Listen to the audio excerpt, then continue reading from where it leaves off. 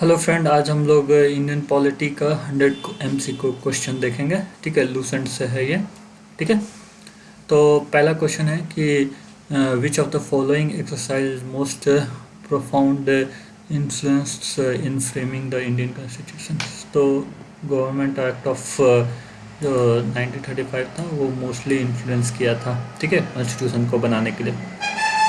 फिर सेकंड है कि the first attempt to introduce representative and popular element in the governance of India was made through।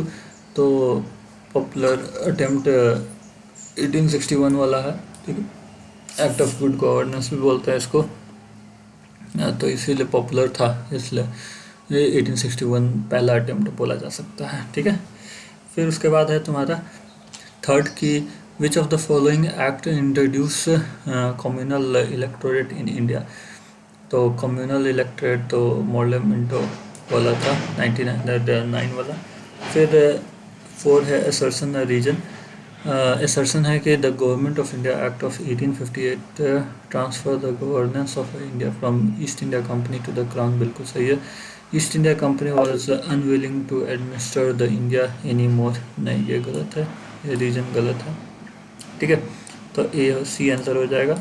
A is true, reason is false. ठीक है, फिर five है कि by virtue of which act dyarchy was introduce in India. Dyarchy, ठीक है, तो dyarchy कब introduce किया है? 1919 में, ये मोंटेग्यू चेम्सफोर्ड के टाइम में। ठीक है, डायरकी प्रोविंस में इंट्रोड्यूस किया गया। ठीक है, फिर सिक्स है तुम्हारा the instrument of instructions contained in the Government of India Act 1935 has been incorporated in the Constitution of India in the year 1950 as the instruments of instruction कौन देने का काम करता है? तो ये DPSP करता है काम। ठीक है, जिस DPSP करता है काम इंस्ट्रक्शन देने का। ठीक है, सेवन्थ है the government of India act 1935 was based on the principal of federation of parliament and system. तो गवर्नमेंट ऑफ 1935 का जो था वो तुम्हारा अखिल भारतीय संघ, यानी कि principal of federation. Akhil Bharatiya संघ मतलब कि federation and the parliamentary system, principle of federation and parliamentary system, अखिल भारतीय सभा। ठीक है, तो ए हो जाएगा। फिर द एट है कि the monopoly of Indian trade off East India company was abolished bye the. तो ये तुम्हारा 1813 में ही एबॉलिश कर दिया गया था। ठीक है, मोनोपोली 1813 में ही monopoly of East India Company को एबॉलिश कर दिया गया था। सिर्फ टी और फिर है उसके बाद 9 के कंसिडर द फॉलोइंग एक्ट। पहला है कि द रेगुलेटिंग एक्ट जो कि 1773 में आया था। ठीक है, 1773 में आया था। पिट्स इंडिया एक्ट 84 में आया था, 1784 में। फिर चार्टर एक्ट तो 1793 से आना शुरू हो गया था। चार्टर एक्ट हर 20 साल पर आता था। ठीक है, इंडिया काउंसिल एक्ट, ये तुम्हारा इंडियन काउंसिल एक्ट 1861 में आया है। ठीक है, 61 में, ठीक है, 1861 में इंडियन काउंसिल एक्ट।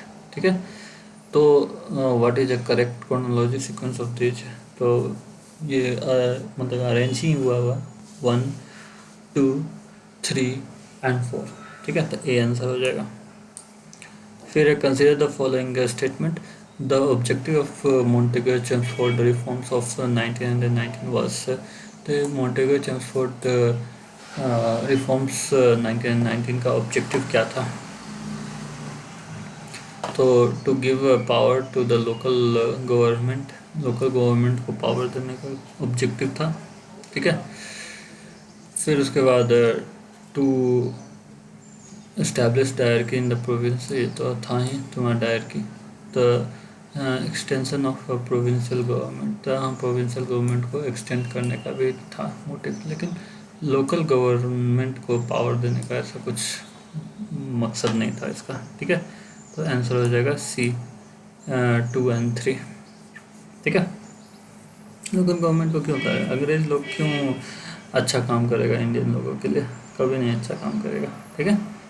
फिर 11th है कि consider the following with reference to the provisions of a government of India act 1935, establishment of all India federation, बिल्कुल सही है। प्रोविंशियल ऑटोनॉमी, बिल्कुल सही है। With a government responsible for an elected legislature. फिर redistribution of province and creation of two new province। ये creation of two new province ये तुम्हारा 1935 में नहीं हुआ था, ये पहले ही हो चुका था, ठीक है। तो इसका आंसर हो जाएगा 1 and 2, क्योंकि न्यू प्रोविंस बना होता तो हम लोग पढ़े हुए होते हैं, लेकिन 1935 में ऐसा कुछ हम लोग पढ़े नहीं, ठीक है। फिर उसके बाद 12th है कि with reference to the colonial period of India, the trade monopoly of East India Company was ended by। the trade monopoly तुम्हारा चार्टर एक्ट ऑफ 1835 से एंड हुआ, ठीक है। चार्टर एक्ट ऑफ 1835 से एंड हो गया, ठीक है। मोनोपोली,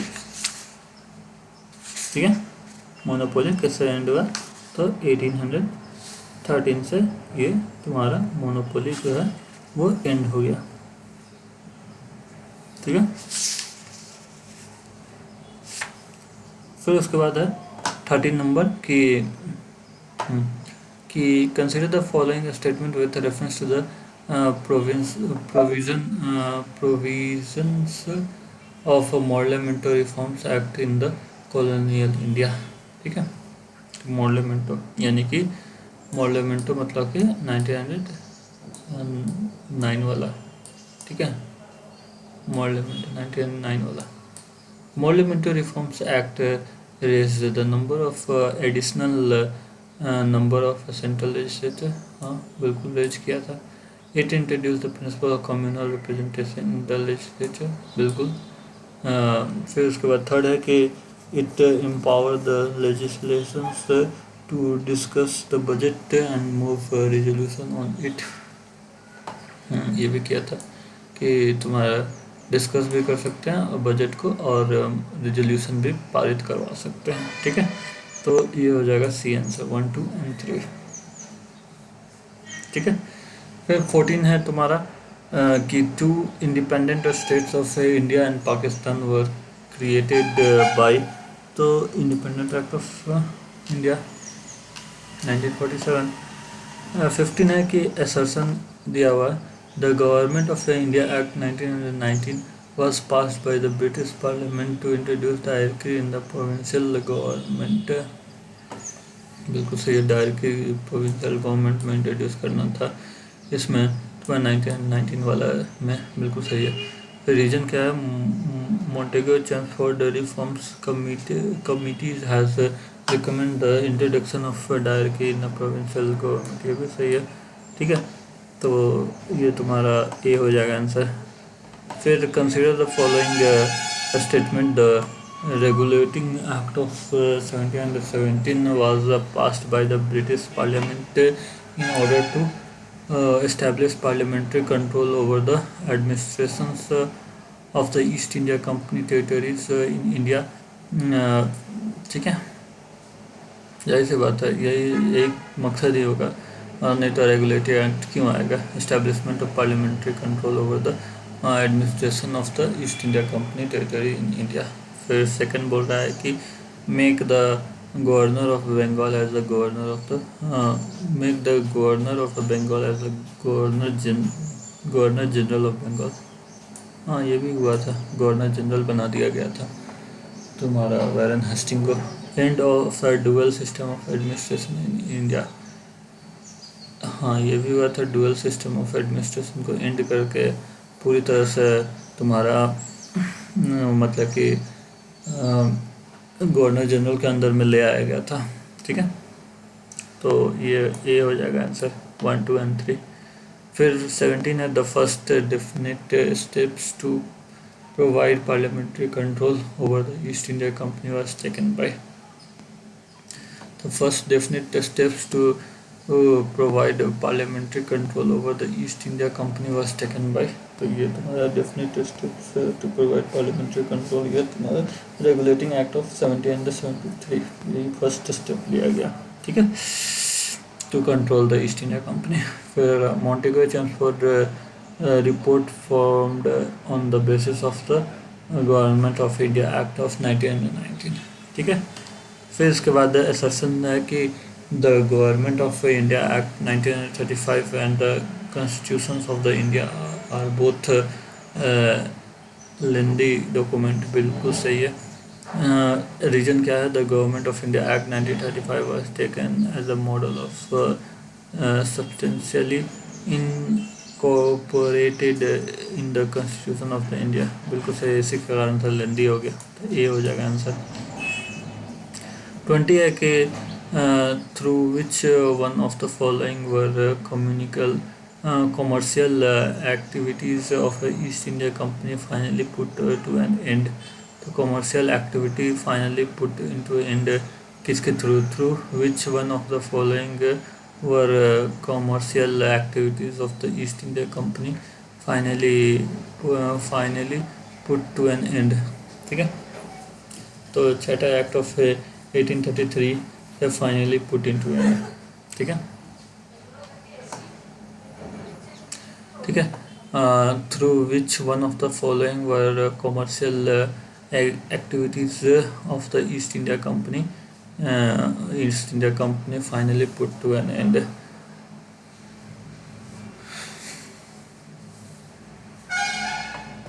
ठीक है. तो through which one of the following were commercially activities of the East India Company finally put to an end. तो commercial activity finally put into end, ठीक है, फाइनली पुट इनटू एंड किससे फाइनली पुट कर दिया गया, and कर दिया गया कॉमर्शियल एक्टिविटी को.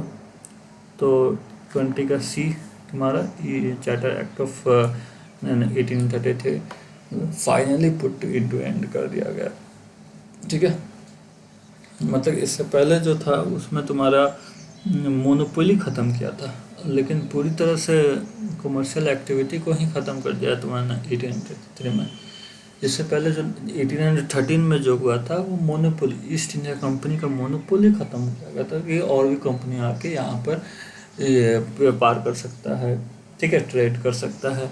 और तुम्हारा 1833 में तुम्हारा को पूरी तरह से कॉमर्शियली ही एंड कर दिया ईस्ट इंडिया कंपनी को कि कॉमर्शियली एक्टिविटी में आप इंडल्ज नहीं हो सकते हैं, आप वहाँ का राजा बनिए, ठीक है, गवर्नेंस देखिए.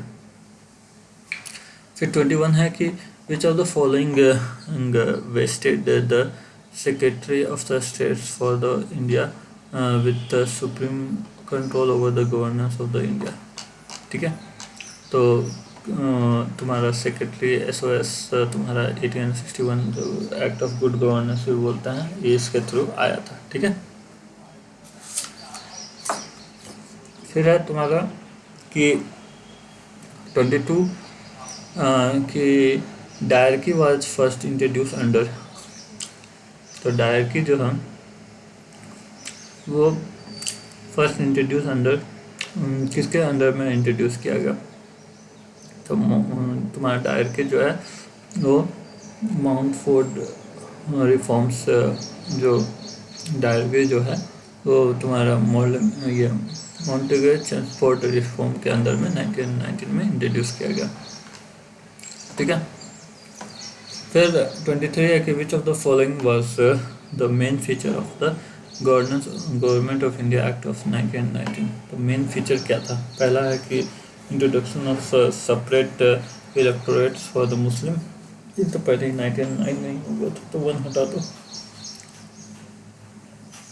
फिर उसके बाद है तुम्हारा सेकंड है कि devolutions of legislative act authorities by the central, ठीक है. फिर उसके बाद ये किया था डिवोल्यूशन ऑफ द अथॉरिटी तो किया था. फिर उसके बाद expansion and reconstitution of central and provincial legislature, expansion of and reconstitution of central and provincial legislature. हाँ, ये तो हुआ था, एक्सपेंशन भी हुआ था, रिकन्स्टिट्यूशन भी हुआ था। डी आंसर हो जाओ, ठीक है। फिर उसके बाद नेक्स्ट है हमारे 24 कि in the federations under the act of 1935 residual power were given to the residual power किसको दिया गया था 1935 में? तो ये गवर्नर जनरल को दिया गया था, जाहिर सी बात है। 25 है the Indian legislature was made bicameral for the first times by 1919 में bicameral किया गया, ठीक है। फिर मैच द फॉलोइंग है तुम्हारा इंडियन काउंसिल एक्ट ऑफ 1909 के थ्रू क्या आया था, मॉर्लिमेंट के थ्रू आया था। 1919 चैम्सफोर्ड के थ्रू आया था, ठीक है। फिर government of India 1935 Simon commission के रिपोर्ट के बाद आया था। इंडियन इंडिपेंडेंट ये तुम्हारा माउंट बैटन प्लान के थ्रू आया था, ठीक है। तो बी आंसर हो जाएगा। फिर उसके बाद है कि which of the following is correct. तो the Nehru report 1928 has advocated the inclusion of fundamental rights in the constitution of India. बिल्कुल सही है, नेहरू रिपोर्ट में फंडामेंटल राइट्स था। बी बोल रहा है कि the government of India act 1935 refer to the fundamental right, नहीं ये रेफर नहीं करता। फिर August offer of 1940 included the fundamental right, नहीं इसमें भी नहीं इंक्लूडेड है। फिर क्रिप्स मिशन में भी फंडामेंटल राइट नहीं है, बस वही जो इंडियन बनाएगा उसी में होगा ना। फिर उसके बाद 28 है कि which of the following act was described by the Jawaharlal Nehru as a charter of slavery.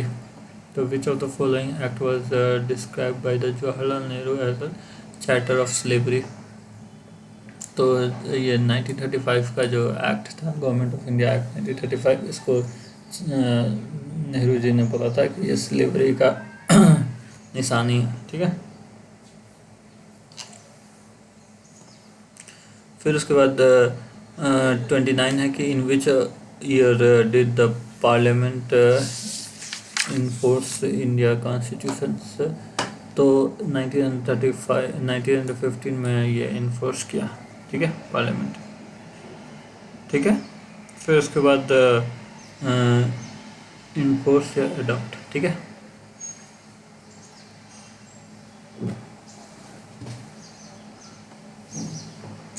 फिर 30 की विच 30 है क्या कि विच ऑफ द फॉलोइंग। फिर है which act introduce the dyarchy in the centre. तो डायरकी सेंटर में कौन इंट्रोड्यूस किया गया था? तो गवर्नमेंट ऑफ इंडिया एक्ट 1935 से सेंटर में इंट्रोड्यूस किया गया और 1991 प्रोविंशियल में इंट्रोड्यूस किया गया था, ठीक है। फिर है which was not a member of cabinet mission से। तो पैट्रिक लॉरेंस था, क्रिप्स था, अलेक्जेंडर था, जॉन साइमन नहीं था, ठीक है। फिर है तुम्हारा कि which of the following was the biggest source of the constitution of India. तो ये 1935 का जो एक्ट था वो है तुम्हारा बिगेस्ट सोर्स। फिर the constitution of India came into force on। तो constitution of India came into force में कब आया था? तो 26 जनवरी 1950 को अडॉप्ट किया गया था तुम्हारा 26 नवंबर 1949 में, लेकिन फोर्स में आया तुम्हारा 26 जनवरी 1950 में। Supreme court of India was set up by. तो सेटअप कब किया गया सुप्रीम कोर्ट इंडिया? तो तुम्हारा सुप्रीम कोर्ट ऑफ इंडिया को सेटअप किया गया था रेगुलेटिंग एक्ट ऑफ 1973 के थ्रू।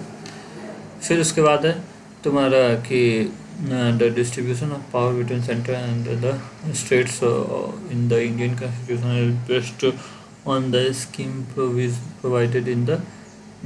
तो डिस्ट्रीब्यूशन ऑफ पावर किसके थ्रू डिस्ट्रीब्यूट होता है पावर? तो पावर जो होता है वो 1935 के थ्रू, ये state list central list open current list आया तो 1935 के थ्रू, ठीक है। पावर को डिस्ट्रीब्यूट करने के लिए। फिर है तुम्हारा which of the following is the principal feature of the government of India act 1919। Principal feature क्या था? पहला है कि introducing the directory in the executive government of the province. बिल्कुल सही है, ठीक है, ये डायरेक्टरी को इंट्रोड्यूस किया था।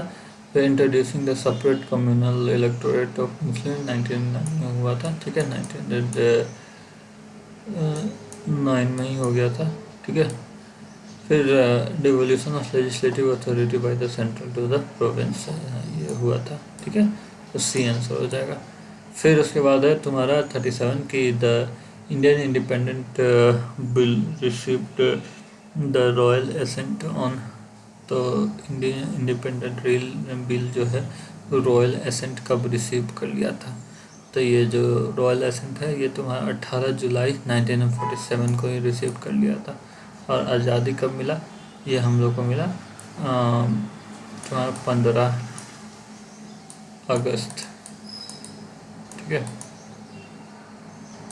1947, ठीक है, 15 अगस्त 1947 को मिला आज़ादी। 18 को रिसीव कर लिया था रॉयल एसेंट इंडिपेंडेंट का बिल का, और मिला कब आज़ादी? 15 अगस्त को, ठीक है। 18 जुलाई 15 अगस्त 15 16 17 18 3 दिन पहले, 3 दिन बाद।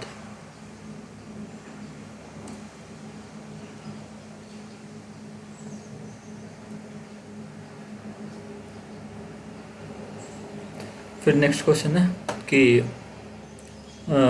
Who was the chairman of union public committees of constituent assembly of India. तो यूनियन पावर कमेटी का पावर है तो जवाहरलाल नेहरू ही होगा। फिर what was the base of the constituting the constituent assembly of India? तो कैबिनेट मिशन प्लान ऑफ 1946 के base के through ही इसको कॉन्स्टिट्यूट किया गया था तुम्हारा कॉन्स्टिट्यूएंट असेंबली को, ठीक है, कैबिनेट मिशन प्लान ऑफ 1946 के थ्रू। थर्ड है कि the constitutions of India was adopted on. तो ये 26 नवंबर 1949 में अडॉप्ट किया गया। Constitution of India was adopted on 26 नवंबर 1949 में अडॉप्ट किया गया कॉन्स्टिट्यूशन ऑफ इंडिया, ठीक है। और इनफोर्स और तुम्हारा इनफोर्स या फोर्स में आया तुम्हारा 26 जनवरी 1950 में, ठीक है। फिर तुम्हारा फोर्थ है कि who preside over the first meeting of India constitution assembly. तो ये सच्चिदानंद सिन्हा जी ने, फिर डॉक्टर राजेंद्र प्रसाद को तुम्हारा बना दिया गया प्रेसिडेंट। फिर who among the following was the advisor of drafting committee of constituent of assembly? तो ये तुम्हें BN रॉय थे, ठीक है, राय थे, यही राय देते थे ड्राफ्ट का, मतलब एडवाइजर थे, राय देते थे, ठीक है।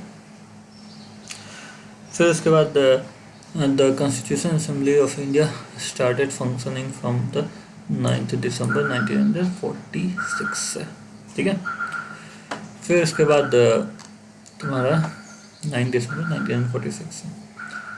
फिर उसके बाद who among the following had moved the objective resolutions which form the basis of the preamble of the Constitution of India in the Constitution Assembly on December 13, 1946. तो who among the following had moved the objective resolutions? जो कि 13 दिसंबर को objective resolution को move किया था, या जवाहरलाल नेहरू किया था। Who among the following was not a member of a constituent assembly? तो who among the following was not a member of the constituent assembly? तो constituent assembly के मेंबर कौन नहीं, not a member of a constituent assembly के member नहीं थे, ठीक है। सरदार वल्लभ भाई पटेल थे, आचार्य JB कृपलानी थे, KM मुंशी थे, ये जयप्रकाश नारायण नहीं थे, ठीक है, ये बिहार में थे उस समय। फिर उसके बाद है नाइन्थ की the constitution of India was completed on, the constitution of India complete कब हुआ? 26 जनवरी 1949 में।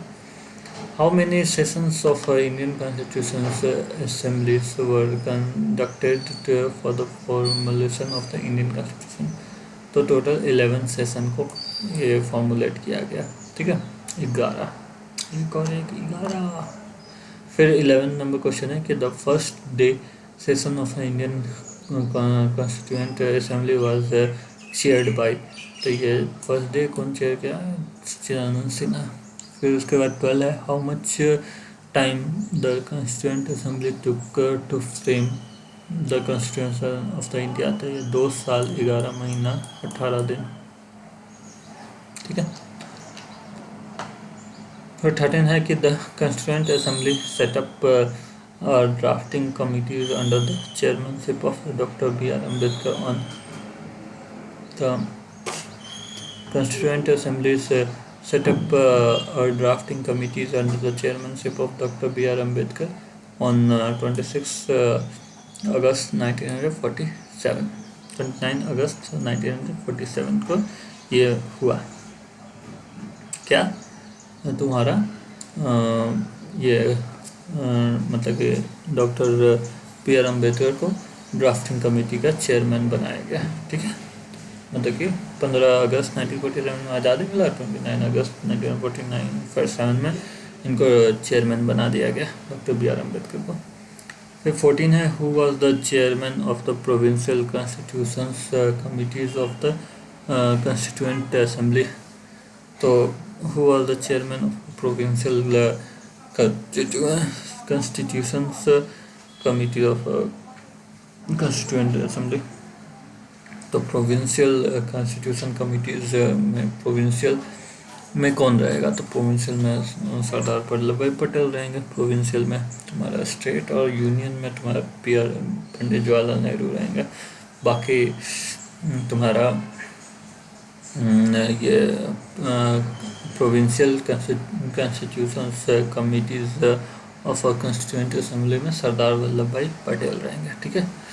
फिर उसके बाद तुम्हारा 15 की the number of member included in a constituent drafting committee was, total 7, क्योंकि 7 दिन काम चलता रहता था इसलिए 7 मेंबर थे।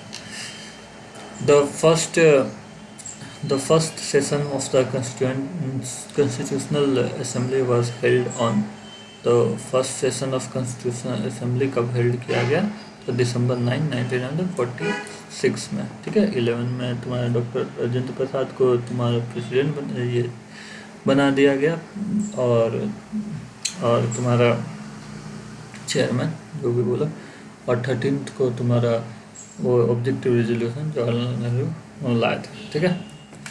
फिर उसके बाद तुम्हारा कि who propose the preamble before the drafting committees of the constitutions, तो प्रियम्बल कौन प्रपोज किया था? जवाहरलाल नेहरू किया था। Who was the president of constituent assembly of independent India, तो प्रेसिडेंट कौन था? डॉक्टर राजेंद्र प्रसाद।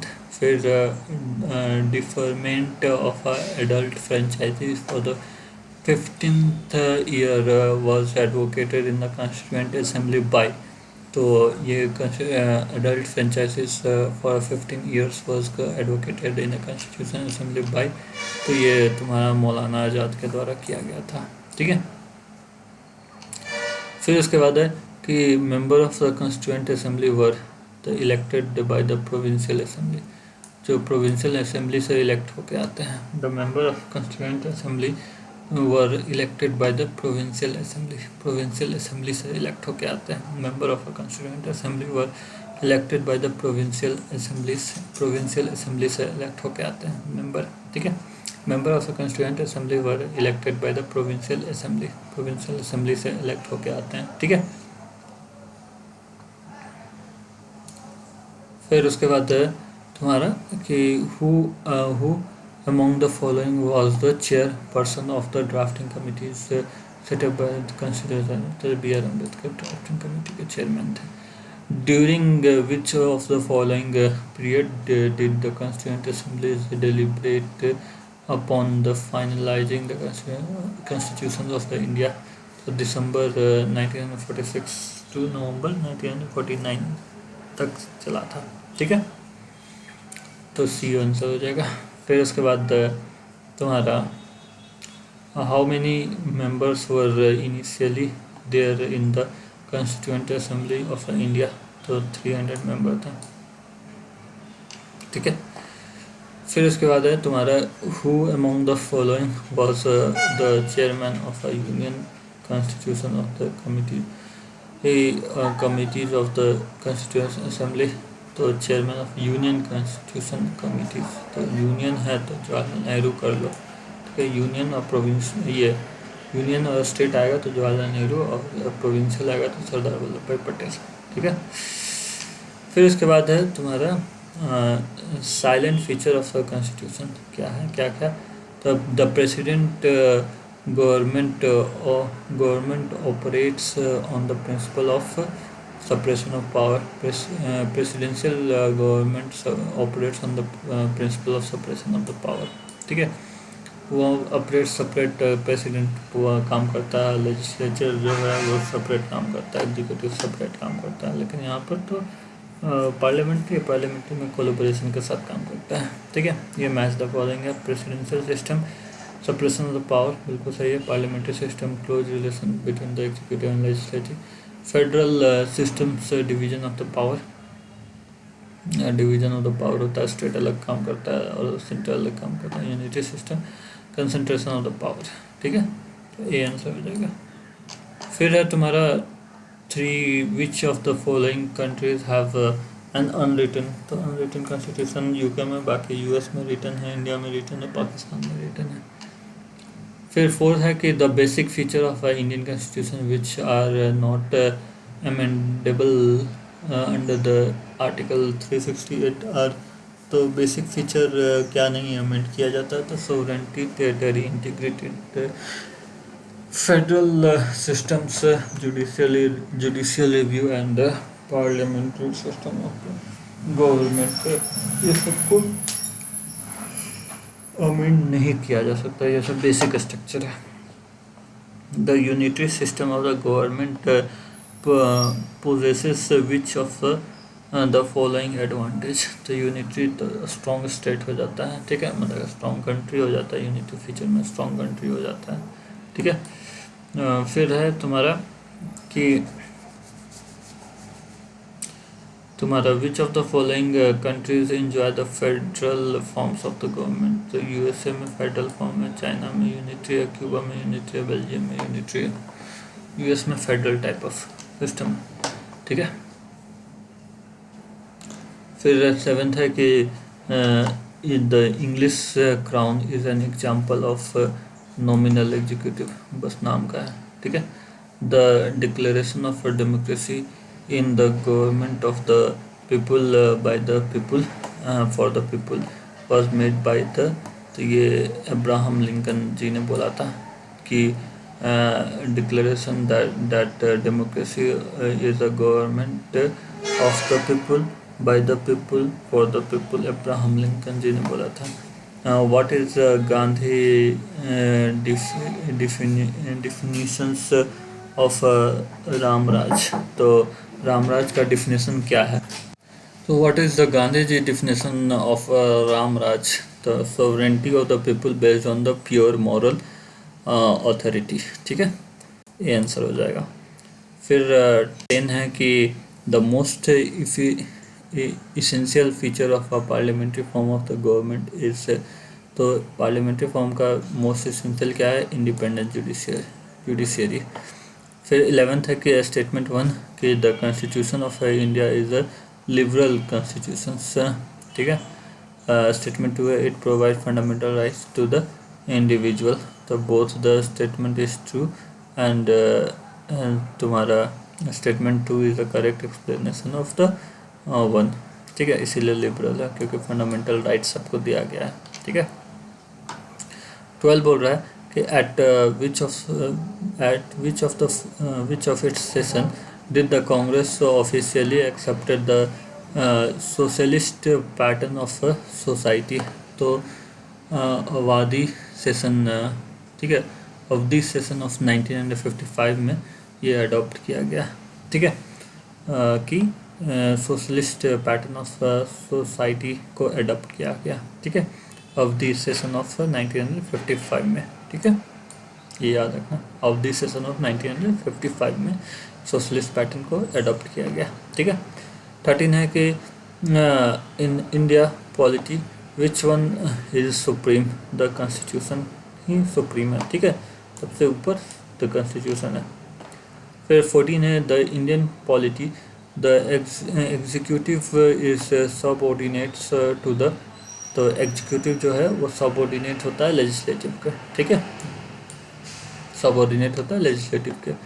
फिर 15 है कि which of the following statement about the federal system of India is are correct, तो पहला है कि the constitution introduce the federal system as the basic structure of the government. Second बोल रहा है कि there is a strong admixture of the unitary bias. फिर third बोल रहा है both union and the states are sovereign, ठीक है, तो federal system of India sovereign नहीं है, यूनियन और स्टेट सॉवरेंट नहीं है, तो ये गलत हो गया। फिर उसके बाद फोर्थ है कि the legislative financial and judicial power have been divided between the union and its units, तो तुम्हारा legislative financial and judicial power नहीं डिवाइडेड है, जुडिशियली यूनिटरी है, ठीक है, बाकी लेजिस्लेटिव और फाइनेंशियल पावर डिवाइडेड है, ठीक है, तो इसका आंसर हो जाएगा 1 and 2 only. The constitution introduce the federal systems as the basic structure of the government और there is a strong admixture of a unitary bias, ठीक है, थोड़ा तो यूनिटरी स्ट्रॉन्ग होना ही चाहिए, ठीक है, तो बी आंसर हो जाएगा। फिर 16 है कि who among the following give the following about the Indian constitution. Indian constitution strikes a good balance between the extreme rigidities and too much flexibilities, ठीक है, एक्सट्रीम रिजिडिटी है, टू मच फ्लेक्सिबिलिटी है, ये अलेक्जेंडरो ने बोला था, ठीक है। फिर उसके बाद असर्शन वो क्या बोल रहा है कि Indian constitution is quasi federal, reason है Indian constitution is neither federal nor unitary, ठीक है, तो इसका 17 का आंसर हो जाएगा तुम्हारा, 17 का आंसर हो जाएगा ए, ठीक है, बोथ स्टेटमेंट सही है, ठीक है, बोथ स्टेटमेंट सही है, ठीक है, लेकिन ये मतलब कि Indian constitution neither federal nor unitary, ठीक है, ये भी सही है, ठीक है, तो बी आंसर होना चाहिए, ठीक है, लेकिन करेक्ट एक्सप्लेनेशन नहीं है ये का, ठीक है। 18 बोल रहा है कि which of the following official documents is related with India, तो वाइट पेपर जो है वो official document related to the India, ठीक है। 19 है कि which one of the following is the basic feature of the presidential government है, तो प्रेसिडेंशियल गवर्नमेंट का बेसिक फीचर क्या होता है, तो प्रेसिडेंशियल गवर्नमेंट का बेसिक फीचर होता है कि सिंगल एग्जीक्यूटिव, वहाँ पे एग्जीक्यूटिव अलग से रहता है, ठीक है। फिर 20 नंबर है कि the cardinal feature of the political system of India are, cardinal feature क्या क्या है feature of political system of India, it is a democratic republic, बिल्कुल सही है, it has a parliamentary form of government, बिल्कुल सही है, the supreme power rested on the people of India, बिल्कुल सही है, the power it provide the unitary authority, unified authority, ये भी सही है, यूनिफाइड अथॉरिटी प्रोवाइड करता है, तो ऑल ऑफ दिस हो जाएगा, डी आंसर हो जाएगा 20 का डी, ठीक है। फिर है तुम्हारा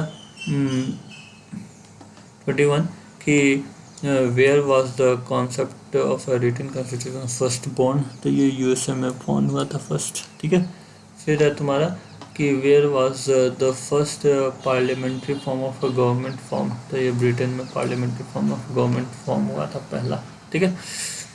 23 है कि who called Indian federalism as a cooperative federalism, तो इंडियन फेडरलिज्म कोऑपरेटिव फेडरलिज्म कौन बोला था, जी ऑस्टिन ने बोला था, ठीक है, कि इंडिया का जो फेडरलिज्म है वो कोऑपरेटिव फेडरलिज्म है। फिर the constitution of India is तो पार्टली रिजिड है, पार्टली फ्लेक्सिबल है, ठीक है। Constitution of India, D answer हो जाएगा, ठीक है। Please like, subscribe and share the video, thank you.